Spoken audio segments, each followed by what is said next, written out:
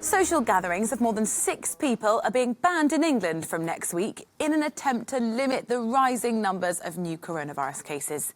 The rules don't apply in Scotland, Wales or Northern Ireland. They're specifically to prevent groups gathering indoors or outdoors. The number of daily new infections across the United Kingdom has started to rise, particularly amongst young people under 30. David Nabarro is the World Health Organization's Special Envoy for COVID-19 and a former Special Advisor to the United Nations Secretary-General. He says he hopes authorities will be able to limit the size of the spikes and surges now building up across Europe through a mix of activities. The first is that the way we behave needs to reduce the likelihood that the virus can spread. And the second is that we need to get our public health services working really well, so that if a spike does appear, it can be detected and then suppressed. Now, what's happening is that because of anxiety about the way in which spikes are building up, there has been a wish by many governments to try to reduce the number of people who gather together.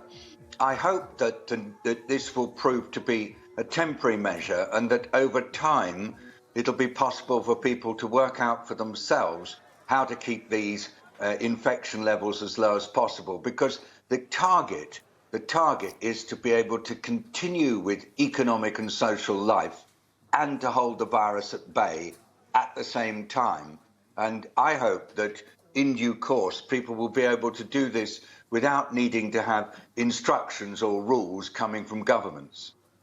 Can people be trusted to do that? Because lots of Western European health authorities are already pointing the finger, particularly under 30s, to say you're not abiding by the rules that we've already been put in place. So you're suggesting there should be some sort of individual level of responsibility, but these Western governments don't trust their populations to follow the rules.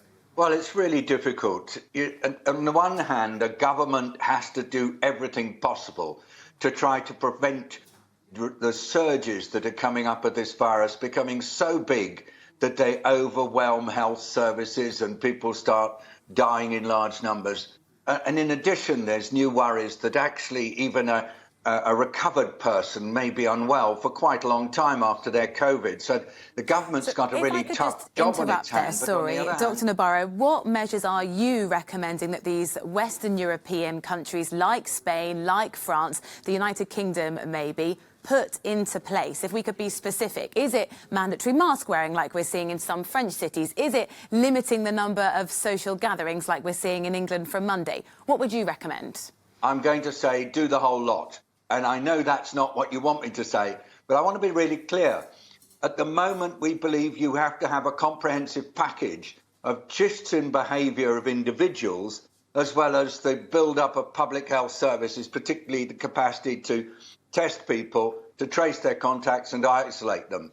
So I'm saying, please continue with the comprehensive package, everybody. And to younger people, I'm saying, if you can find ways to live your lives, but at the same time do physical distancing, mask wearing, hygiene, and keeping out the way if you're ill, it will make a lot of difference. Most people are doing it, just not quite everybody at the moment. Who are the people that you'd put into that category of not quite everybody? Because it is particularly the under 30s that are getting the blame, whether that's in Spain, in France, in the United Kingdom. Is that fair? Is it them in that category of people that you've described? Well, I just don't want to say that everybody in any category is not doing what governments want them to do. I want to be clear that the majority of people are taking this very seriously. And I also want to be clear that many people who are not currently taking it as seriously as authorities would like, they will come round to it. We've seen before with other viruses that require changes in behaviour. Not everybody shifts their behaviour at the same time, but over time they do. Look at what happened with HIV. It did lead to profound changes of behaviour over time, and the same will happen with COVID. How can you offer an explanation for this trend that we're seeing across a lot of Europe is a real rise in the daily number of new confirmed infections. But what we would expect to see is then a slight lag, but then a rise in the number of hospitalisations, the number of people in intensive care, and also, tragically, of course, the number of deaths. We haven't seen that. Why is that? My own hypothesis is that two things are happening. Firstly, the infection is spreading much more among younger people.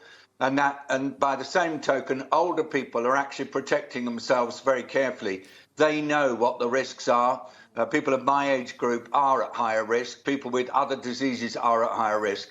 And I actually do think that people are taking this seriously. Also, health services are treating them much more effectively and quickly. So taken all together, there has been a shift to younger people.